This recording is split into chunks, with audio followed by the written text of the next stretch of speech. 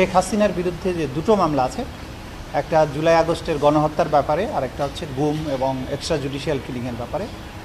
তো প্রথম যেটা গণহত্যার মামলা, সেই মামলাতে উনি এককভাবে আসামি ছিলেন। আজকে তার সাথে ওই মামলাতে সাবেক পুলিশ মহাপরিদর্শক চৌধুরী আবদুল্লাল মামুন সাহেবকে ওই মামলাতে আসামি হিসাবে গ্রেপ্তার দেখানোর জন্য আমরা আবেদন করেছিলাম। সেই আবেদনটা আজকে মঞ্জুর হয়েছে। তিনি এই মামলায় শেখ হাসিনার সাথে সহ আসামি হিসাবে অন্তর্ভুক্ত হবেন এবং এই মামলায় চৌধুরী আবদুল্লাল মামুন সাহেবকে জিজ্ঞাসাবাদের জন্য একদিনের জন্য আমাদের তদন্ত সংস্থায় তাকে জিজ্ঞাসাবাদ করার অনুমতি প্রদান করেছেন। এটা ছিল চৌধুরী আবদুল্লাল মামুন সাহেবের সাথে রিলেটেড প্রসিডিংস।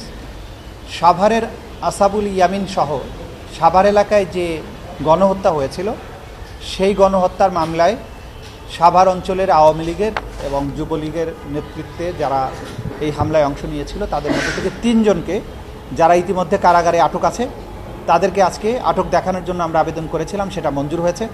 এখানে সাভারের বিরুলিয়া ইউনিয়নের একজন চেয়ারম্যান আছে, সেই চেয়ারম্যান সহ 3 জনকে গ্রেপ্তার দেখানো হয়েছে। এই মামলাতে আগে থেকেই 10 জনের বিরুদ্ধে গ্রেপ্তারি পরোয়ানা জারি আছে, তার মধ্যে একজন গ্রেপ্তার আছে, আর এই বাকি 3 জন আগে থেকেই গ্রেপ্তার ছিলেন, তাদেরকে এই মামলায় গ্রেপ্তার দেখানো হলো আজকের আদেশের মাধ্যমে। এবং আরেকটা প্রসিডিং ছিল পুরনো একটা মামলার, যেটা চূড়ান্ত শুনানির জন্য সামিং আপ আর্গুমেন্টের জন্য ছিল, সেটা পরবর্তীতে 18ই মে তারিখে পরবর্তী দিন ধার্য হয়েছে। এটাই ছিল আজকের মোটা দাগের প্রসিডিংস। যে প্রসিকিউশনের স্ট্র্যাটেজি, তদন্তের যে স্ট্র্যাটেজির কারণেই আমরা দেখেছি যে শেখ হাসিনার যে কমান্ড রেসপন্সিবিলিটি, তার সব কিছু বাস্তবায়নের ডান হাত ছিলেন আইজিপি সাহেব।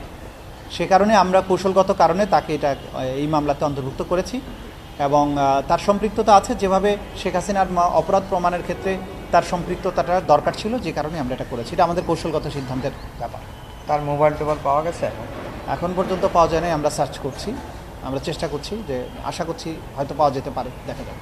নতুন পর্যায়ের যে পুনর্গঠিত ট্রাইব্যুনালের প্রথম মামলা ছিল শেখ হাসিনার বিরুদ্ধে, তদন্তের রিপোর্ট ফাইনালাইজ করার প্রক্রিয়াটা চলমান আছে। আশা করছি যে খুব সহসাই এটার কাজ শেষ হবে। আর ঈদের আগে আর পরে এই জিনিসটা রাজনীতিবিদদের সাথে সম্পৃক্ত, আন্দোলনের সাথে সম্পৃক্ত, এটা তদন্তের সাথে সম্পৃক্ত না।